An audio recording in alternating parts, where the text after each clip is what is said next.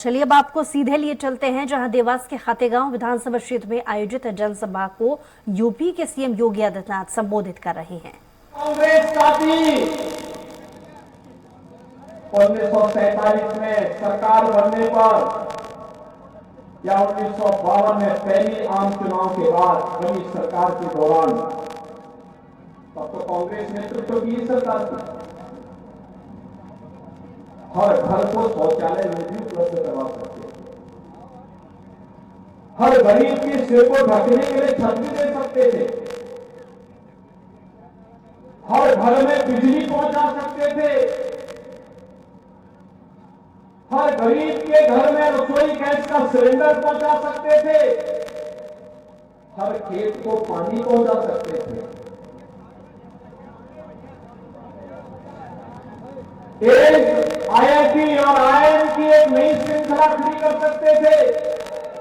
आधुनिक इंफ्रास्ट्रक्चर, अच्छे highway, railway, express highway, सिंचाई की आधुनिकतम सुविधाएं वे भी दे सकते थे, लेकिन विकास उनके एजेंडे में नहीं था। कांग्रेस तो कहती थी कि देश के यानी विभाजन के बावजूद भी कहती थी कि देश के संसाधनों पर पहला अधिकार मुसलमानों का है।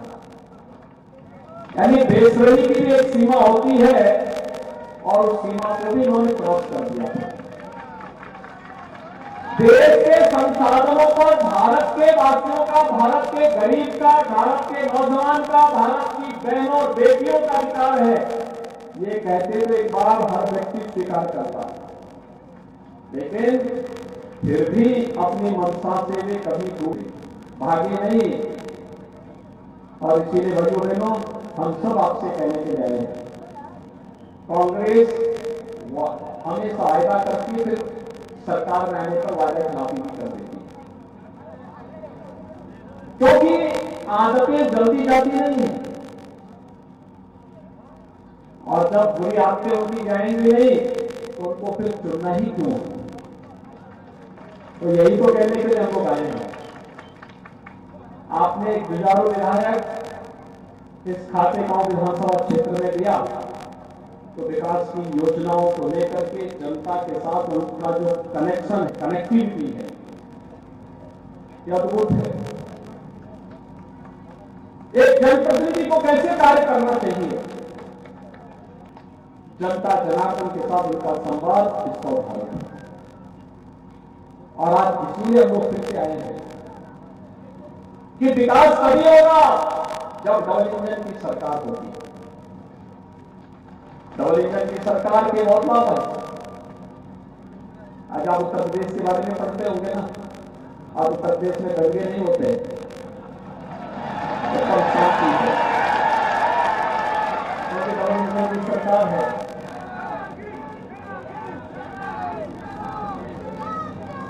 ये कभी हर दूसरे दिन दंगे होते थे, बड़े बड़े दंगे होते थे, कई कई महीनों तक कर्फ्यू रहता था।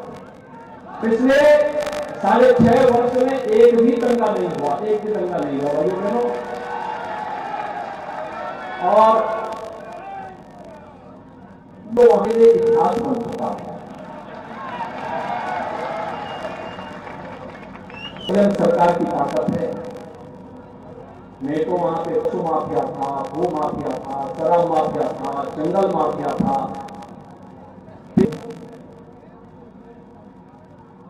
और वे माफिया छाती सड़कों पर, उनका काफला लोग सहन जाते थे। पहले सरकारें सोचती थी 6 वर्ष में एक, आज के दिन पर ये नहीं कह सकता कि मैं माफिया चले गए। डबल इंजन की सरकार खुशहाली के लिए, आम जनता की खुशहाली के लिए, जनता जनार्दन की खुशहाली के लिए, उनकी समृद्धि के लिए, आने वाली पीढ़ी के हित से, हर नौजवान को रोजगार मिले, हर खेत को पानी मिले, हर बेटी की सुरक्षा की पुख्ता व्यवस्था हो, सर्वत्र खुशहाली का माहौल हो, इस संकल्प के साथ जब सरकारें आगे बढ़ती हैं तो परिणाम आते हैं और यह कार्य केवल और केवल भारतीय जनता पार्टी कर सकती है। भाइयों बहनों, पिछले 20 वर्ष में मैं इस बात को कह सकता हूं कि कभी उत्तर प्रदेश, बिहार, मध्य प्रदेश, राजस्थान, इन राज्यों को मिलाकर के जो शब्द निकलता था वो शब्द होता था बीमारू राज्य का। बीमारू बीमारू ये राज्य बीमार थे। नेशनल डेवलपमेंट के जो इंडेक्स थे उससे बहुत पीछे थे। इकोनॉमिक ग्रोथ बहुत पीछे थी, बहुत पीछे छूट गए। ये सब राज्य पीछे थे। पिछले 20 वर्ष में मध्य प्रदेश ने एग्रीकल्चर के क्षेत्र में अद्भुत काम किया। अपने डेवलपमेंट की रफ्तार को डबल डिजिट में पहुंचा करके देश के सामने उदाहरण प्रस्तुत किया। और भाइयों बहनों, ये शिवराज सिंह चौहान जी के नेतृत्व में हुआ। सचमुच एक अभिनंदनीय कार्य इसके सामने आगे बढ़ा। मध्य प्रदेश बीमारू राज्य की श्रेणी से उभरा। आज मैं कह सकता हूं कि मध्य प्रदेश भी और उत्तर प्रदेश भी बीमारू राज्य नहीं, लेकिन बिहार और राजस्थान अभी बीमारू बना हुआ है। जहां कांग्रेस होगी वहां बीमारी जरूर होगी।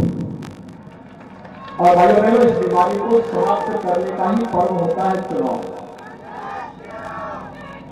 और इसीलिए मैं आज आपके पास आया हूं आपसे कहने के लिए, भाइयों बहनों, बीजेपी समस्या का समाधान है, कांग्रेस समस्या को लाने वाली पार्टी है। हमें समाधान चाहिए या समस्या चाहिए? समाधान है ना, तो बीजेपी के समर्थन में, कमल चुनाव चिन्ह के समर्थन में हम सबको खड़ा होना है। और 17 नवंबर को चुनाव हो रहे हैं। भारतीय जनता पार्टी ने जुझारू प्रत्याशी आशीष शर्मा जी को आपको चुनाव प्रत्याशी बनाकर के आपके बीच में उतारा। यानी खातेगांव के आशीष शर्मा जी हैं और पांगली से श्री मुरली भौरा जी भारतीय जनता पार्टी के प्रत्याशी के रूप में दोनों जुझारू प्रत्याशी आपके बीच में है। मेरी आप सबसे अपील होगी, 17 नवंबर को होने वाले चुनाव में कमल चुनाव